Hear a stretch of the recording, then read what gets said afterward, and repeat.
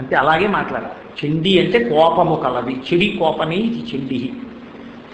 మరి కోపంగా ఉంటే ఎందుకు కోపం అంటే, కోపం అనేటప్పటికి వెంటనే మనం ఏం చేస్తాం, ధూర్త లక్షణం కింద లెక్క కడతాం.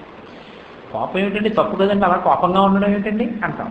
ఇప్పుడు నేను మీతో మాట చెప్తాను, కొంచెం జాగ్రత్తగా మీరు అవధరించే ప్రయత్నం చేయండి. నా కోపం మీద నాకు కోపం, ఇప్పుడు మీకు ఏమైనా అభ్యంతరమా? ఇప్పుడు ఏమైనా మీకు అయ్యో అలా ఉండకూడదండి తప్పు అని మీరు అనగలరా? నేను ఆలోచించకూడని దాని గురించి ఆలోచిస్తున్నాను అంటే, ఈ వెండి పళ్ళెం ఎలా పట్టుకెళ్ళిపోదామని ఆలోచిస్తున్నాను అనుకోండి. ఈశ్వరానుగ్రహం చేత ఇన్ని జన్మలకి నాకు అటువంటి కోరికలు పుట్టకుండుగాక. కానీ ఉదాహరణకి చెప్తున్నాను, ఈ వెండి పళ్ళెం పట్టుకెళ్ళిపోదాం అని అనుకున్నాను అనుకోండి, ఏం చేస్తాను? ఎలా పట్టుకెళ్ళిపోతే బాగుంటుందని ఇలా ముడేసి ఆలోచిస్తాను. అమ్మవారు కూడా ముడేసింది. ఎప్పుడు ముడేసింది? శంకరాచార్యులు వారు చెప్పారు సౌందర్యలహరిలో, భ్రవో భుగ్ని కించిత్ భువన భయభంగ వ్యసనిని అన్నారు ఆయన. ఆవిడ కూడా ఇలా ముడేస్తే ఆవిడ కూడా ఏదో ఆలోచిస్తోంది. ఆవిడ కూడా ఆలోచిస్తే ఆవిడికి కూడా ఏదో కోరిక ఉంది. ఆవిడకి కూడా ఏదో కోరికుంటే ఆవిడే మనలాగే తీర్చుకోవడానికి ఎవరి దగ్గరికి వెళ్ళవలసి ఉంటుంది. అప్పుడు ఇంక నేను ఆవిడని ఆరాధన చేయడం ఎందుకు?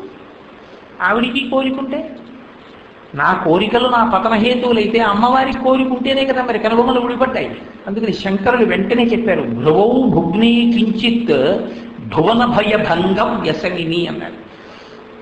అమ్మవారి ఆలోచన నాలా వెండి పళ్ళాల మీద కోరిక కాదు, భువన భయభంగ. అయ్యయ్యో, ఈ భువనాల్లో ఉన్నటువంటి నా బిడ్డలందరూ ఇంత దుఃఖంతో ఉన్నారే, ఈ దుఃఖానికి అంతటికీ మాయ కారణమే, వీళ్ళకి మాయ ఎలా పోతుంది, వీళ్ళకి ఎప్పుడు జ్ఞానం వస్తుంది, వీళ్ళు ఎప్పుడు తరిస్తారు, ఇది ఆవిడ ఆవేదన. ఈ ఆలోచనతో ఆవిడ ఇలా ముడేసింది. ఇప్పుడు ఆవిడ కనుబొమ్మలు ముడి వేయడానికి నేను కనుబొమ్మలు ముడి వేయడానికి తేడా ఉందా లేదా? ఆవిడ కనుబొమ్మలు ముడి వేయడాన్ని నేను కనుబొమ్మలు ముడి వేయడాన్ని ఒక ఘాటనే కట్టి రెండు ఒక్కటేనండి. అందుకని ఆవిడ కనుబొమ్మలు ముడి వేసింది కాబట్టి తప్పండి అని మీరు అనగలరా? మీరు అనలేరు. అలాగే చిండి అంటే కోపము కలది అంటే ఎవరి మీద కోపము కలది అని మీరు ప్రశ్న వేయాల్సి ఉంటుంది. అంటే కోపము కలది అనేటప్పటికీ అయిపోయి ఎందుకండి అలాంటప్పుడు హోమం అనకూడదు. ఎందుకు అలా ఆరాధన చేస్తాం? ఎవరి మీద ఆ తల్లికి కోపం అంటే, ఎవరు ధర్మములకు వ్యతిరేకముగా ప్రవర్తిస్తున్నారో, ఎవరు ధర్మము యొక్క స్వరూపాన్ని నాశనం చేసే ప్రయత్నం చేస్తున్నారో వారి పట్ల కోపం. వారి పట్ల కోపం వస్తే పక్కనే ఒకటి ఉంది, ఆవిడికి ఇప్పుడు తాపత్రయం దేనికోసం? ఆ ధర్మాన్ని నిలబెట్టడం కోసం. ధర్మం ఎవరి కోసం నిలబెట్టాలి? మీకోసం, నా కోసం. సనాతన ధర్మం అని పేరు దానికి. ధ్రియతేవా జనైరికి ధర్మం, అది పట్టుకునే మనందరం నిచ్చెన ఎక్కవలసి ఉంటుంది. మేడ మీదకి వెళ్ళాలి, అక్కడ నిచ్చెన ఉంది. మేడ మీదకి ఎక్కుదాం అనుకునే వేళకి ఎవరో ఒక ధూర్తుడు వచ్చి నిచ్చెన తీసేశాడు. ఎవడరా నిచ్చెన తీసేశాడు సమయానికి? గబగబా వెళ్ళాలి మేడ మీదకి, నిచ్చెన వేసి సిద్ధంగా ఉంచితే నిచ్చెన తీసేసిన వాడు ఎవరు అని కోప్పడ్డాడు. ఇప్పుడు నిచ్చెన తీసేశాడని కోప్పడింది ఎక్కవలసిన సమయానికి ఎక్కకుండా పక్కకి తీసేశాడని. దెబ్బలాంటి తీసుకొచ్చి నిచ్చెనేశారు. ఇప్పుడు 10 మంది ఆ నిచ్చెనెక్కి పైకి ఎక్కారు. పైకి ఎక్కడానికి నిచ్చెన ఎలా ఉపయోగపడుతుందో మీరు పట్టుకుని తరించడానికి ధర్మం ఒక్కటే మార్గం. అటువంటి ధర్మమునకే హాని చేశారనుకోండి, ధర్మమును నాశనం చేసే ప్రయత్నం చేశారనుకోండి, ఆవిడ కోపం వచ్చింది. ఇప్పుడు మీకెందుకు భయం? మీరు అటు పక్కన ఉంటే, అంటే ధర్మాన్ని పాడు చేసే వాళ్ళల్లో మీరు కూడా ఉంటే మీరు భయపడాలి. ధర్మాన్ని పాడు చేయడానికి మీరు లేరు, ధర్మాన్ని పట్టుకోవడానికి మీరు ఉన్నారు. ఇప్పుడు మీకెందుకు భయం? మీ పట్ల ఆవిడ అనుగ్రహం ఉంటుంది. ఘోర రూపము పక్కనే ప్రశాంత రూపం ఉన్నట్టు, రుద్రుడి యొక్క రూపమే శివస్వరూపమైనట్టు, మీకు మంగళప్రదమైన స్వరూపమే చండీ స్వరూపం. ఇప్పుడు ఆవిడ ఏం చేస్తుంది? ఎవరు ధర్మానికి ఎదురుస్తున్నారో, ఎవరు ధర్మాన్ని పాడు చేద్దాం అనుకుంటున్నారో వాళ్ళని ఆవిడ తుదముట్టిస్తుంది. తుదముట్టించడం అంటే మీరు ఒకటి లెక్క పెట్టుకోండి, చంపేస్తుందన్న మాట వాడకండి. చంపేస్తుంది కాదు, శతధ శతవిధ వాళ్ళని మార్చే ప్రయత్నం చేస్తుందని చెప్పాలి. ఈశ్వరుడు ఎప్పుడూ కూడా నిర్దయతో వీడు ధర్మాన్ని పాడు చేస్తున్నాడు నేను చంపేస్తానండవు. వాడి యందు మార్పు కలిగి వాడు మళ్ళీ ధర్మాన్ని పట్టుకునేటట్టుగా పూనికనిస్తాడు, ప్రచోదనాన్ని ఇస్తాడు. అమ్మవారు కూడా అదే చేస్తుంది. మళ్ళీ మనందరం ధర్మం పట్టుకునేటట్టుగా చేస్తున్న మార్పు తీసుకొస్తుంది. ఇప్పుడు ధర్మం పట్టుకున్నారు అంతే, మీకు ఈశ్వరుడి యొక్క అనుగ్రహం సర్వకాలముల యందు ఉంటుంది. ఇప్పుడు ఏది లేకపోవడం వల్ల ఆపద వచ్చిందో, ఆపద పోవడానికి ఏది మార్గమో ఆ మార్గం మీకు చూపిస్తుంది.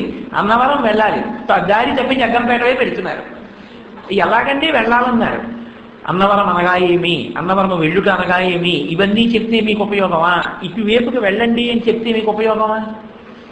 వెళ్ళవలసిన దారి, పట్టుకోవలసిన దారి చెప్పేస్తే చాలా అన్నవరం వెళ్ళిపోతారు మీరు.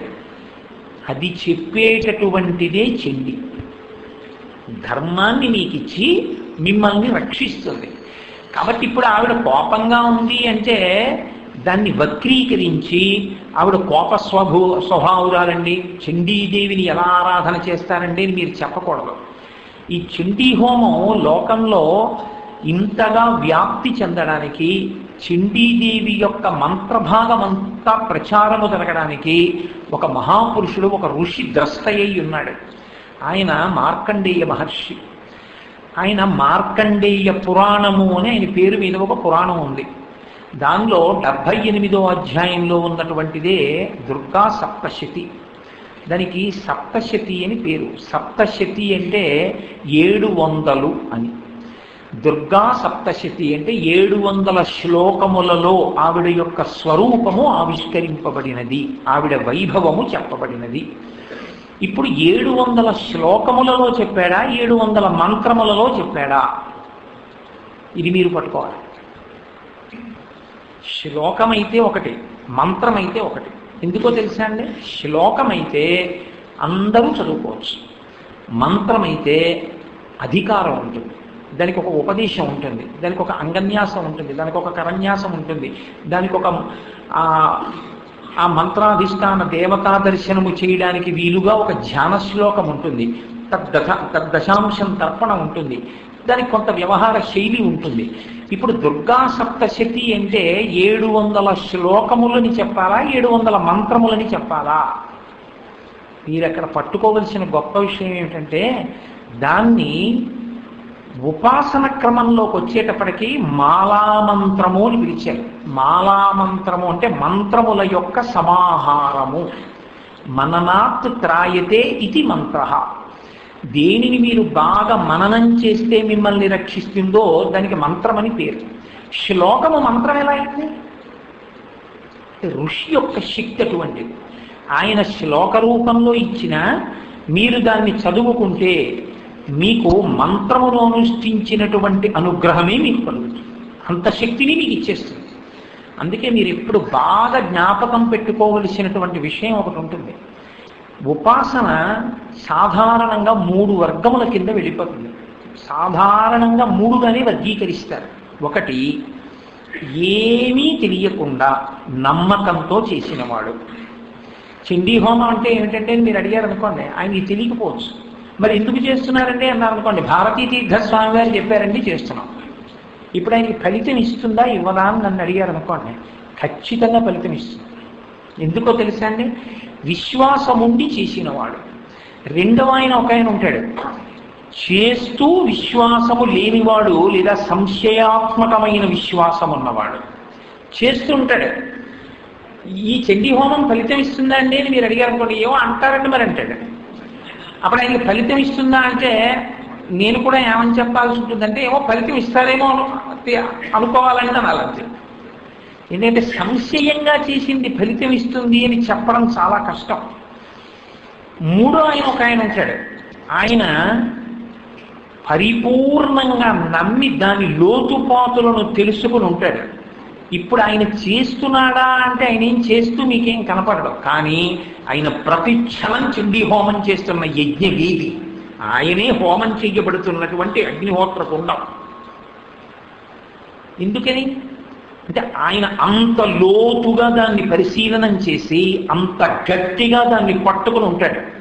ఇప్పుడు ఆయన బయటికి ఏం చేయడు, కానీ లోపల ఎప్పుడు దాని వైభవాన్ని తలుచుకుని మురిసిపోతూ బాగా కడుపు నిండా తినేసినటువంటి వాడు ఎలా తేలుస్తాడో అలా అబ్బా అబ్బా అంటుంటాడు. అది జ్ఞాపకం వచ్చి నమ్మి చేసిన వాడికన్నా చేసి నమ్మని వాడికన్నా చేశాడా అంటే పైకి చేస్తున్నట్లు కనపడకపోయినా తలుచుకు రమించిపోగలిగిన వాడు ఎవడున్నాడో వాడు పై స్థాయిలో ఉంటాడు. ఇది అందుకే దుర్గా సప్తశతి జపం చేస్తారు. దుర్గా సప్తశతి ఎప్పుడూ హోమమే చెయ్యాలనేం లేదు. సప్తశతి జపం చేసుకుంటారు, అంటే దాన్ని పారాయణం చేస్తారు, చదువుతారు. ఇన్ని రోజులు ఇన్ని పర్యాయములు చదువుతున్నాను అని చదువుతారు. చదివితే అది ఫలితం ఇచ్చేస్తుంది అంతే. ఎందుకు ఇచ్చేస్తుంది అంటే దాని స్వరూపం అలా నడిచింది. ఆయన ఇచ్చింది 700 శ్లోకాలు. 700 శ్లోకాలు కలిపి మాలామంత్రం. మళ్ళీ 700 శ్లోకాలు 13 అధ్యాయముల కింద విడిపోయాయి. 13 అధ్యాయములు 3 చరిత్రల కింద విడిపోయాయి. మొదటి దాన్ని మొదటి చరిత్ర అని పిలుస్తారు, ప్రథమ చరిత్ర. రెండోది మధ్యలో ఉంది కాబట్టి మధ్యమ చరిత్ర. మూడవ దాన్ని ఉత్తమ చరిత్ర అని పిలుస్తారు. చివరి చరిత్ర కాదు, ఉత్తమ చరిత్ర అంటారు. 3 చరిత్రల కింద నడుస్తాయి. బాగుందండి, 3 చరిత్రల కింద నడుస్తాయి అన్నారు కదా, ఎందుకు అలా విభాగం చేయాలి 3గా సప్తశతిని అంటే? మొదటి చరిత్ర దేని గురించి చెప్తుంది అంటే మధుకైటభ సంహారం గురించి చెప్తుంది. మధుకైటభులు అనేటటువంటి రాక్షసులు అమ్మవారితో యుద్ధం చేయడం, అమ్మవారు వాళ్ళని సంహారం చేయడం. రెండవ అధ్యాయం దేని గురించి చెప్తుంది అంటే మహిషాసురుడు అనబడేటటువంటి రాక్షసుని వధించడం గురించి చెప్తుంది. ఉత్తమ చరిత్ర 3వ భాగం దేని గురించి చెప్తుంది అంటే శుంభ నిశుంభులు అనేటటువంటి రాక్షసుల్ని అమ్మవారు వధించడం గురించి చెప్తుంది.